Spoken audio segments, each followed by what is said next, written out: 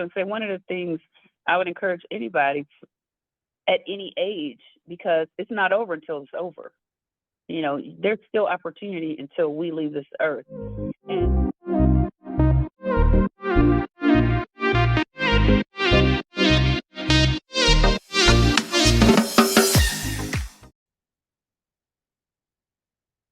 Hey everyone, welcome to the podcast. Thank you for tuning in to Be Insightful in Technology to gain some knowledge, wisdom, and understanding with our guest, Amena. She's going to go through and talk about her career. I really hope you guys enjoy this, and let's get into the episode. So, Amena, how can people reach you? What do you do? Can you give us a little background on you?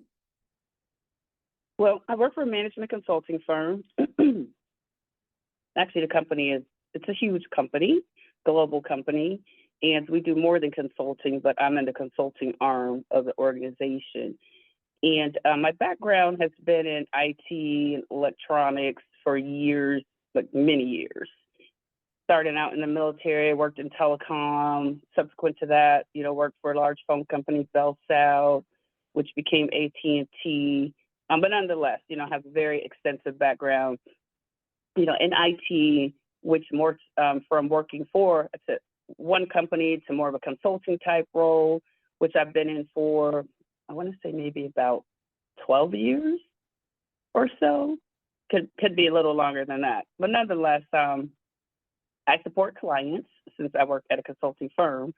Our clients typically can comprise of, any type industry because we span across different verticals. I work more so in telecom and IoT, Internet of Things. And the particular vertical that I support is vehicle solutions. So essentially, when you're in your car and all the different functionality that you're able to access and do things remotely or over Wi-Fi, navigation, streaming music, etc. I work on those types of projects to implement those functions. Okay, and are you on any social medias where people can connect with you? I am on social media. I don't do much on social media in terms of anything that's work related. Now, if you're on LinkedIn, that platform, yes, I'm Amena Mitchell on LinkedIn. As far as like Facebook or TikTok or Instagram, I don't really do anything from a work standpoint on those. Okay, we'll be So, but sure to definitely LinkedIn. I'll be sure to link your LinkedIn in the show notes. And let's dive into what is your day-to-day for consulting and being on like the vehicle solution side of it? What does that look like from a day-to-day perspective? So, from a day-to-day perspective, I support my client, and I look more like a FTE, a full-time equivalent employee, because typically when consultants, well, depending on the nature of the consultant role, some consultants are hired for strategy, so they may have shorter engagements. It might be a matter of several weeks where they're helping to pull together some type of strategic initiative or coaching counsel companies on how to be more efficient or help to roll out different products. It just depends, like I said, on the nature of the engagement. The particular engagement I'm on, like I said, I act more as a full-time employee because essentially Monday through Friday from 9 to 5, I am working alongside my clients' employees, as a peer to them, implementing different types of programs and projects. And I said those projects and programs involve my clients' partners or customers, which are automotive manufacturers. And so the different technology that they're trying to implement within their vehicles and their networks, I help push those forward. I'm the person that's on tap to coordinate the implementation from start to finish, whatever those vehicle solutions may be that they've, signed up for or paid for. So are you on the more technical aspect or is it more business related? It's a combination of both because in my role, I work on a cross-functional team, and that team includes business development resources as well as the technical implementation type resources. So, in somebody like myself as a project manager, where I come into play is that I'm responsible for ensuring that everyone on that team, that project team, from a business development standpoint, they're the ones that engage with the customers. the partners, they're the ones that draw up the contracts, make sure all the legal requirements are met, whatever regulatory type, activities need to be accounted for. They're the ones that sit with the customers and ensure that the contract terms, are appropriate for both entities involved. They set up the pricing. They have to work with finance and pricing to ensure that, the rates that are charged, et cetera, are appropriate. So that's the big business piece of it, where I don't negotiate any of that, but I have to ensure that our business development team has come to the table with a solid contract, that they've secured scope from the customer, and then that's how our team moves forward. From the technical standpoint, we have different types of architects. We have like solution architects, solution engineers. These people are responsible for different aspects of that implementation. You have some engineers that work on the network side. You have some engineers that make sure that whatever we need to do to register a SIM card or technically accept a SIM card, because when you think of SIM cards, you think of your cell phone. Mm-hmm. Everybody knows their cell phone has a SIM card. Well, guess what? Those SIM cards go in more than just cell phones. There's devices in vehicles, that include a SIM card, and that's how the vehicles communicate. So, but all that to say that I'm in the middle, the cross-section of the business and the technical aspect of the project delivery. So I don't have to be the subject matter expert on every aspect of the implementation, but I definitely need to know what goes on, who's responsible for delivering what, because I'm the person that helps shepherd and champion that, like I said, from start to finish. Okay, so let's dive a little bit into how you led up to here, like the progression throughout your career. So how did you first get into technology? I know you started with electronics and stuff. So how did you kind of get into that? It's weird because that's the question I ask myself sometimes. Not how did I get into it, but where did that interest actually stem from? I went into the military when I was 18 years old. And for some reason, I don't know why, but I told the recruiter, if I can go into electronics, then, I'll go in. And so when I took the ASVAB exam, and that's basically entry exam you have to take to go into the military, at least for the Army and the Marine Corps. I don't know what other branches take, but it could be the same across the board. But nonetheless, when I took the exam, the recruiter told me that I scored high enough to go into any field I want to go into. So I ended up going into electronics. And as a result of that, I got into telecom, because when I was in the military, everybody, you go through this basic electronics course if you're in the electronics field. And that training is probably 4 or 5 months, if I recall. And after you go through basic electronics, some people actually know what their specialty is going to be, because they may have selected a particular one. In my case, I didn't. So I was assigned telephone switchboard repair technician. And what that was, we were the type of technicians when the crews went out into the field, whether they were doing training practices out in the field, or the troops had to actually go to some type of campaign. The equipment that they use, they have phone systems, cables, PA systems, these communication vans, all different types of equipment, field switchboards.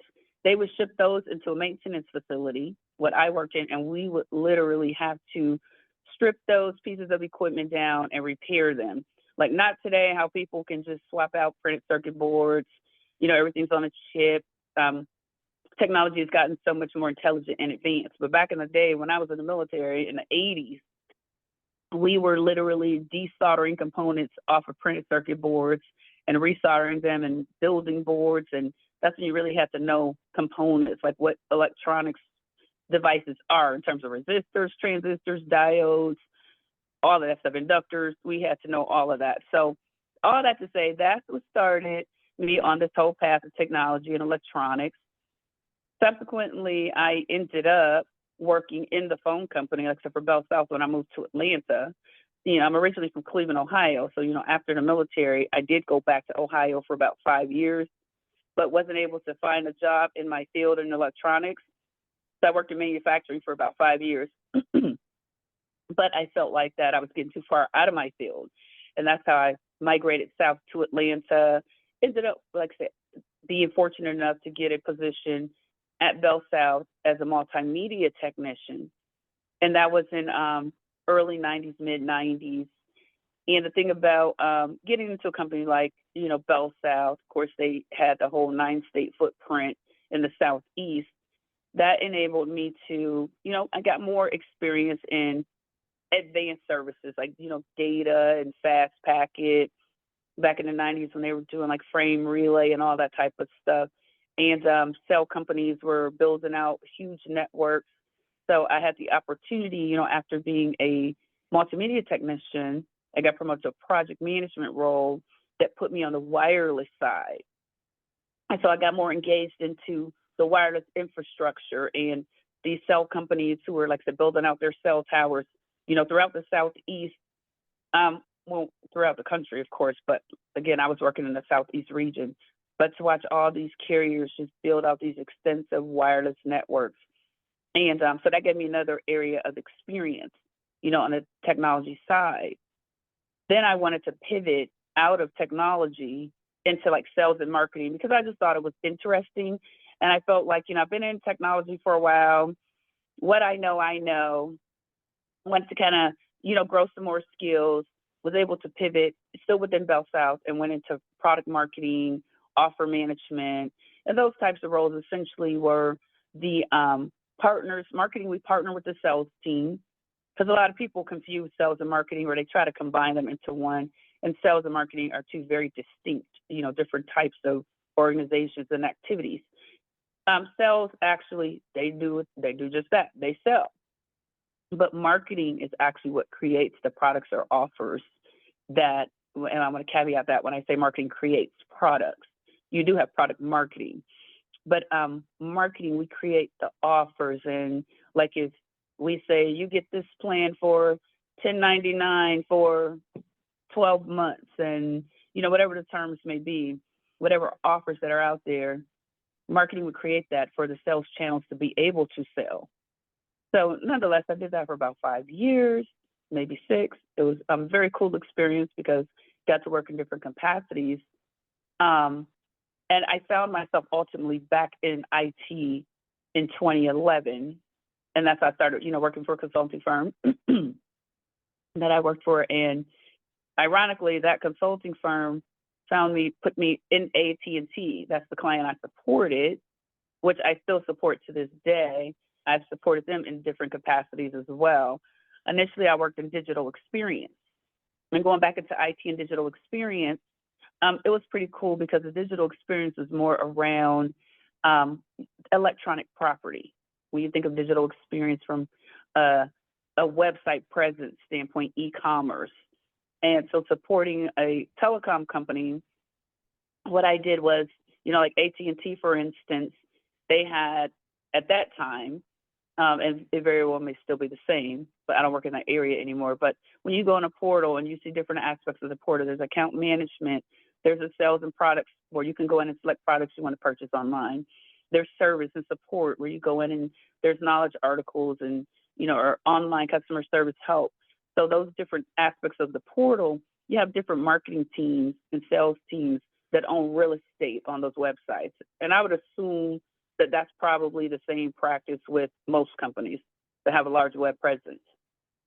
And so working in digital experience as a project manager, I was helping to implement a different customer experience or enhanced customer experience because the owners of the different real estate on those websites, whether it's sales or marketing teams, they're always looking for a way to enhance the customer experience when you go online.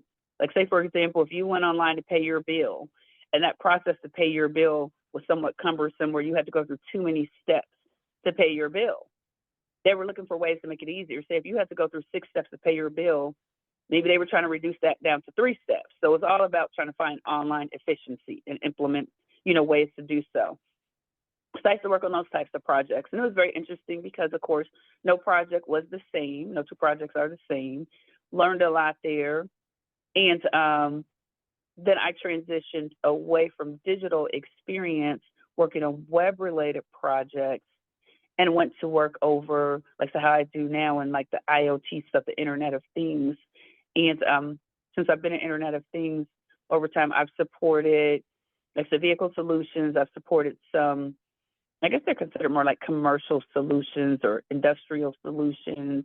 There are things that people never think of. For instance, when you see containers on a ship or containers on a train that's being transported, those large containers that carry product, there are devices in some of those containers. Like, for instance, if there are certain temperature controls that have to be maintained, those containers have devices that are able to determine if a container tips over, if it's tilted, if the temperature drops, if the temperature increases, all that different type of technology exists. And a lot of it is driven, with SIM cards and wireless data, those types of capabilities. And it's things that we see every day or we utilize, don't even think about it. And, another thing I've did as a project manager, I think you and I may have talked about it previously, I worked in cybersecurity, had the opportunity to be on a 12-month contract that actually introduced me to cybersecurity and piqued my interest to pursue it a little further. I worked at I guess what industry would I call them? I guess fuel or energy, perhaps. But anyway, when you work in an environment where companies have huge utility type infrastructure, if it's a power company, it has these grids. If it's you got the rail yards and you got the pipelines, this transporting fuel, the oil companies, those type of companies, they have all this industrial infrastructure that they have to protect. And so within their networks, you have IT networks and you have OT networks, so, and that's more the operational technology type of infrastructure networks. But there's a lot of things that they have to put in place to secure those networks. Think about if a power grid goes down, or think about if a rail yard is compromised, if a pipeline is compromised, that can shut down the whole country. And we don't think about how important that is, because it's things that we, for day to day, we just take for granted, that we're able to get in our cars, go to the gas station and get fuel, and don't think about what happens if the pipelines are shut down and we can't fuel our cars and we can't go anywhere. So again, there are security tactics that companies put into place to try to ensure network security. And I had the opportunity to work on projects where the company was implementing, different types of products and strategies. So I learned how there are these, what they call SEAM systems, and it's SEIM, what is it? Security, Event, and Information Management. And so that way they're able to see systematically different events and incidents that happen, within the networks, and so they can either get ahead of them, or if it's something that happened, do a post-mortem or root cause analysis. But it's really to help, monitor networks and ensure network health, and that certain things are in place to help address vulnerabilities. And then there's, different types of devices that they can put in what they call network taps. Learn about those, how they can manage traffic flow. There are IDS systems and IPS systems, intrusion detection and intrusion prevention systems, where they can see if the network has been compromised. There's so many things that I learned, from a fundamental basic level in security. Like I said, things that we just take for granted. And so now I have a basic certification in that, the cybersecurity certification, which is like an entry-level foundational one. I think that it'd be good for a lot of people to take and just to understand, like, a lot of things we take for granted, even on our own personal computers, in our own homes and stuff, in terms of things we might have, these Ring cameras and all these things that people can tap into and compromise our privacy. So I did that for about a year, and then kind of morphed back into the IoT, working on the connected solutions, vehicle solutions aspect of it again. But there's so much out there in technology. And for me, it's just so interesting, and it's so much to learn. It's like you never have it all figured out, because once you learn something, there's new things that's being introduced all the time. Like even like with this AI, AI is such a big thing. It's interesting. I think it's exciting, but it's scary at the same time because you see so much that's going on with it, with all this deep fake stuff, where people are creating, you know, total replications of someone else, and people are believing it. Like there's all this fake stuff where somebody could go in and take my voice and my image and create a presence, online or somewhere, and you guys would totally think it's me, and it's not. So that's the scary part about it, is that the things that these, hackers and bad actors and people can do, but there's so much good also, that's going on with this stuff. So I actually, want to learn some more about that. I've just always been very inquisitive, where I like to know things. I don't necessarily have to be the expert, like I said, the subject matter expert or SME, on everything, but I certainly like to be in the know, on a lot of things, just because, we're in an evolving time, and I'm at that age where, I'm like, I'm too old to be young, but I'm too young to be old. So I'm kind of falling in the middle. So I kind of need to stay in tune with what's going on. What I like about your journey is that even when you started out in electronics, you found your path into the telecom sectors of it, and then you went back home. You went into manufacturing, and then you was just like, "Hey, I need to get into tech again." You got back into tech, and you were able to kind of pivot in different areas within it. Your Hmm. energy showed me like you will continuously learn and like grow, and that's what we love to have on the podcast because there's a lot of people who are just like, I got this degree or I've learned these skills and I just can't find anything. And they're afraid to take that leap. Like you said, you moved down to Atlanta from If you Ohio. like what you're listening It's to, be like sure to subscribe and sometimes rate you the do have to go to podcast. another area to find something to fit your skill set and to basically do what you're interested in. So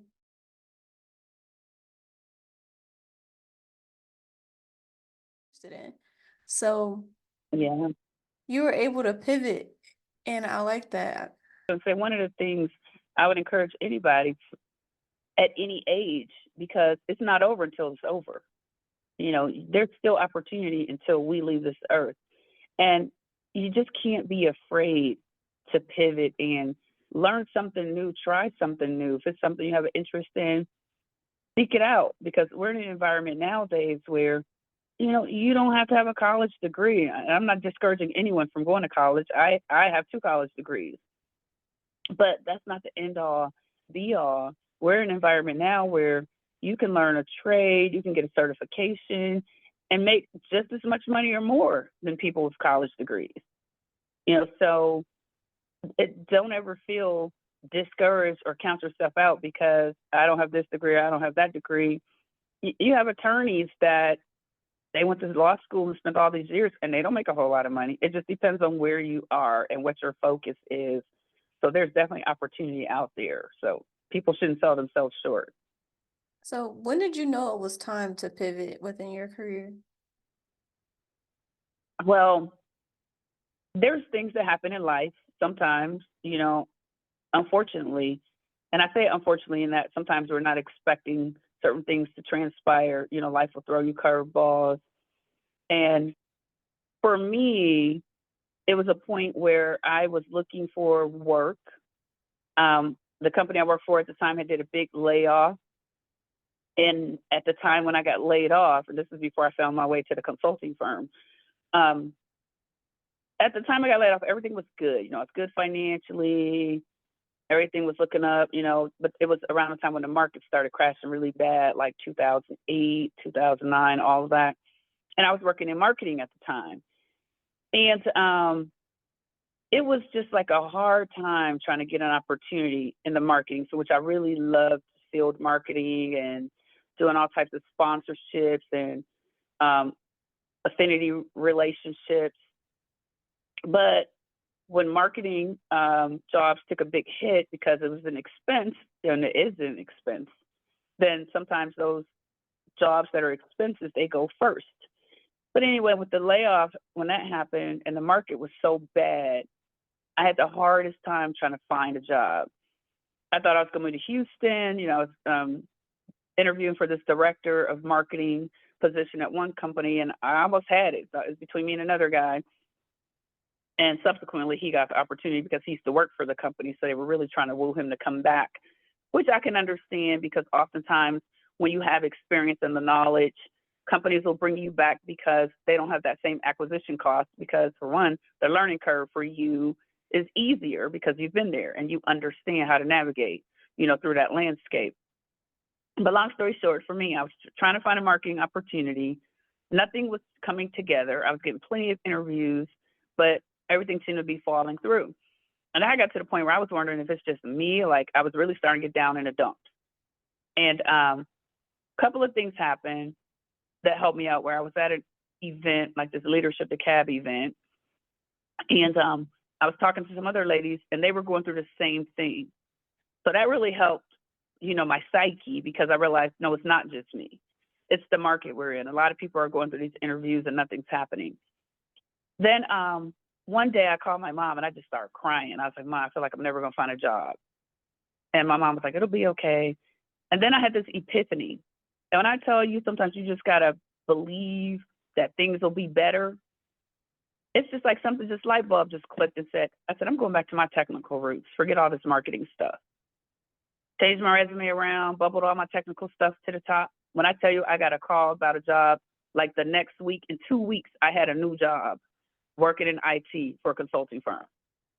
So had I went back to my technical roots sooner, I can't say that I would have had a job sooner because the market was what it was. And then the particular opportunity that the consulting firm that they secured me for, that opportunity wasn't there previously. It was there at the time, but it was supposed to be there for me. And it was just one of those things where sometimes we get so stuck in a way where, like I was looking for marketing. That was my thing. That's what I was going to do. I had done my technology, but I found my way back to IT because I was almost, forced to figure out a plan. What you going to do? And it happened. I had a job in 2 weeks by changing my resume, focusing back on technology. So for me, technology is always going to be my thing.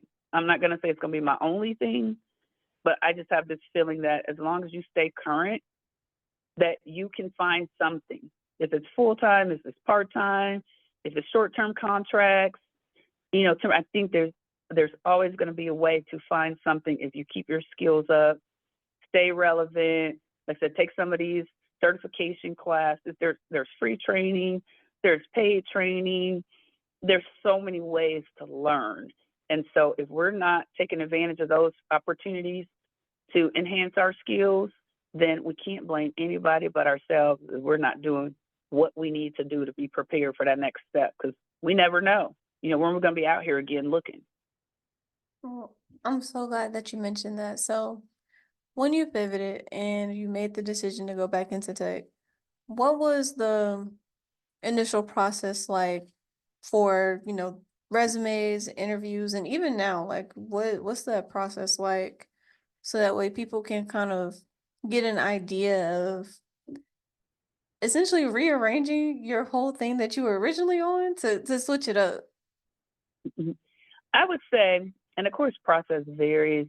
Some people or organizations may have very rigid processes, and some of them can have, a more loose process. And when I say loose, not that it's a bad process or not thorough, but you have some people that they ascribe to this, oh, you got to put them on the hot seat. You got to rake them over the coals. You got to, make people feel nervous. Or I think you get some people, it's almost like they have this hazing mentality, when they're trying to interview you or something. And then I've always kind of been the type of person when I would interview candidates for our firm, I used to have a more relaxed, kind of informal type of engagement with them because I wasn't trying to retain people to put them over the coals or put them on a hot seat, or I'm just trying to see if you have the skill set. If you have the skill set, if you have the personality, how you think about certain things. There's certain ways I just don't engage with people because you could tell me anything you think I want to hear. But it's kind of where the rubber meets the road is, when I put you to work, if you can't do all these things you said you can do, then, that's a problem. But I think going in, if you put people at ease and you look at things that are important as opposed to the typical, oh, did this person show up with a resume in hand and a notebook, to take notes. You have some people, they're so rigid, and nowadays I don't think people have to show up with resumes in hand, of course, but with back in the day, there was people who were so rigid that they might not give you an opportunity because they feel they didn't like the way, oh, this person wasn't prepared, they didn't have the resume in hand. But why would they have the resume in hand? If they sent it to me and I chose not to print it out or have it in my hands, that's on me. To me, that's not on them. So it's just certain things I think that it varies in terms of when you're looking and that whole process of who's looking for what, how strict they're going to be, how lenient they're going to be. I don't know, that varies.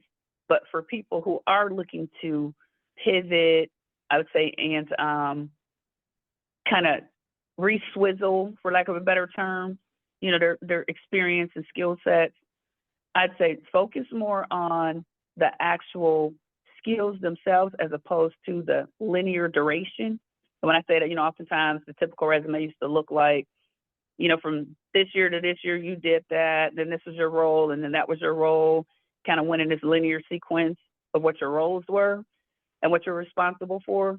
When I did my pivot, I took my skill sets and I put that at the top in terms of, say, whatever my technical skills were. I was adept in this, A, B, C, D, E, F, G, whatever. There was nothing sequential about it. I was just identifying, here are my skill sets. Here's what I can do, or here's what I have done. These are the type of applications I'm used to, I've worked with. Here's my experience level.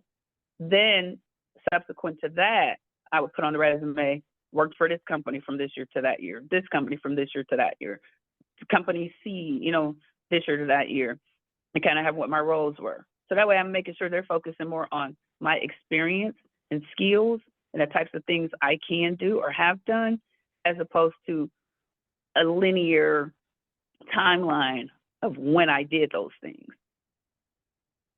Okay. And so maybe that's one way, to help, like I said, call out the skills, and then, and don't over inflate your experience, don't get too, because, you have a lot of people, they go overboard, with the fluff and trying to sell themselves. Kind of make it like it is what it is, be able to, I guess, demonstrate, where you've been effective. And again, people see through fluff when you feel like, when I just say never lie on a resume, never lie. Because you just never know what it is they're going to expect you to be able to do. Oftentimes when you look at a job description, half the stuff on a job description you may not even do. Because in my experience, I look at some job descriptions and I say, oh, we do that? I've never done that. But I would say don't lie, but then also don't count yourself out either. Don't eliminate yourself because you see a job description and you look at it and say, oh, I can't do this, I can't do that, or that wasn't my role, or I've never been introduced to this. Always find a way to correlate what you do, if possible. If it's possible, find a way to correlate what they're asking for versus what you do or have done. For instance, people tell me all the time, I want to be a project manager, but I've never had a project manager role. And I said, just because you've never had a role that stated you're a project manager doesn't mean you haven't been a project manager. There's so many roles out here, and even just day-to-day, if you think about your day-to-day life, but there's so many roles where you're doing project manager work. Your title may not be a project manager, but I say sometimes you got to sit back and think about anything you do. If you're doing something that has a time constraint associated with it, financial constraints, and when I say constraints, not necessarily in a bad way, but you're tied to a certain budget or funding that's associated with it. Everything has to be done within a certain time frame. And there's a certain scope, of what it is you're trying to do. And you have to be responsible for that. You're working on a project, essentially. So I always try to correlate what it is you do or what you've done with what they're asking. They might say, hey, I want somebody who can do this. And you'll look at it and say, well, I didn't do exactly that, but I did this. And it's very similar. And that way, people can learn how to stop counting themselves out. And because there's never going to be one person that 100% fits everything that they're looking for in a job description. And I can't matter of factly say never, but there could be some outliers out there. But for the most part, they're looking for the best fit. If you can meet primarily, what they're asking for. But we have this tendency to always eliminate ourselves thinking we can't do something. And we don't give ourselves a lot of credit. I've been guilty of it, where we sell ourselves short, and sometimes we don't even recognize the value that we bring, because you get so used to being you and doing the things that you do, and not realizing sometimes the things that you do are actually some great things, and we discount ourselves until somebody else comes around and they think everything you're doing is like the best thing since sliced bread. And I found myself in situations like that where I kind of sold myself short, and that I just always prided myself on doing, a good job and doing what's expected of me, and even, more if I can. But I never really, sometimes I've been in environments where I didn't give myself enough credit of, you're really doing a fantastic job. And then somebody else comes along and kind of gives me that encouragement, like, oh my God, I wish I could do that. Or I want you to be my mentor and I want you to do this. And I'm like, oh my God, like I really didn't see myself that way. So just all this to say, who's ever out there looking, or if you have an interest in pivoting to something else, or, you don't feel that you're up to par, you may be doing a whole lot better than you think you are. Give yourself some credit. Like I said, look for ways to make connections, like I said, and correlate, what you've done to what you can possibly do in the future. Just be more creative. Think outside the box. Have more confidence in yourself and your abilities. And sometimes the best thing you can do, surround yourself around other people that's kind of in an area that you're interested in, or even some of the things that you may not be interested in, but you're currently doing. Sometimes we find ourselves doing things that ain't really necessarily our passion, but it is kind of what it is at the moment. You might be outshining your peers and you don't even know it. You're selling yourself short because you're not looking at what they're doing to even pay attention to see that, what, they only do that. Like, shoot, I'm way better than them. Like, and I'm not saying that in a bad way, but that does happen. Sometimes we don't even look at what's going on around us to realize that you're really the star, on your team. All right, so we're easing into the end of the podcast, and I feel like you already gave the tips on how to get to where you are. So that is great.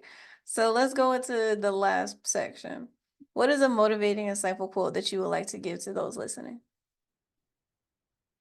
Ooh, a motivating quote. There is this one, and I can't recall who created it or where it stemmed from, so forgive me. But one of the things I love, I heard it at a conference one time, and it was something along the lines of the same boiling water that hardens the egg softens the potato. It's not about your circumstance. It's all about what you're made of. And I just love that because it's so true. Some of us, we could be in the very exact same situation. And like I said, it's not the circumstance, it's what you're made of that's going to get you through it. Like, say, you think about it. You put eggs in boiling water, it hardens the egg.